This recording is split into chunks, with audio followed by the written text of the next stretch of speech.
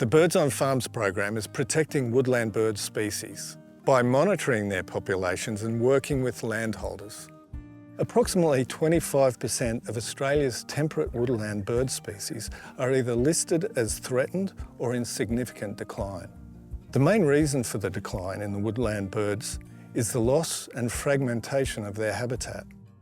The majority of the woodland habitat that is left can be found on private rural properties, and it is important that we survey the birds on private land to get a detailed understanding of the health and distribution of their populations. You can help us monitor the woodland birds by signing up to do the Birds on Farm surveys. The surveys are easy, and most properties only have to do 2 to 4 survey sites. Every site will need to be surveyed during every survey period. It doesn't matter in which order you survey them. The survey sites are 2 hectares in size. They can be any shape, but they will only contain one type of habitat. This can be remnant woodland, revegetation, or scattered paddock trees, for example. Surveys last for 20 minutes, and you'll need to walk around the area to record all the birds you see or hear. You also need to count all the individuals of the species you have seen.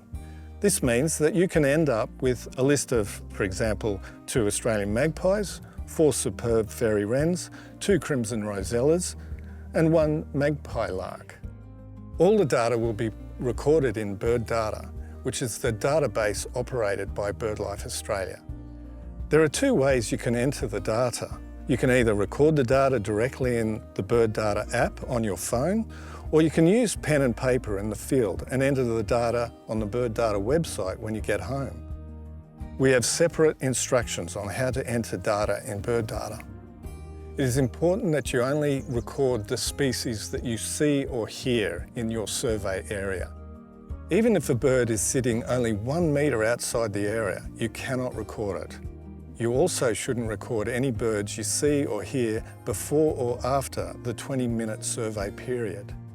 If we keep to these rules, it means that all of our survey efforts are comparable across the country and between people. If you aren't sure about the identification of a bird, we shouldn't record it. Instead, you can describe it in the notes section in Bird Data. Or, if you know the group of birds it belongs to, Bird Data sometimes has the option to record the group, such as crow and raven species or corella species. They don't have this for all groups though.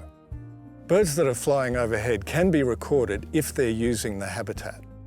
For example, welcome swallows that are catching insects above the canopy can be included, but a Pacific black duck that flies over your survey site but is only travelling from one farm dam to another is not using the habitat and should not be counted. It is best to do the surveys in the morning or late afternoon when the birds are most active and vocal. You should also avoid extreme weather conditions such as heat, rain or storms. A good rule of thumb is if you don't want to be there, neither do the birds. As a last point, there is an opportunity to record breeding activity in Bird Data. However, birds are very sensitive to disturbance during the breeding season, and you shouldn't approach any birds that are on or near a nest. It is enough to record that an adult is on the nest. Please don't go and check whether it has eggs or nestlings. So that's how you conduct a survey for birds on farms.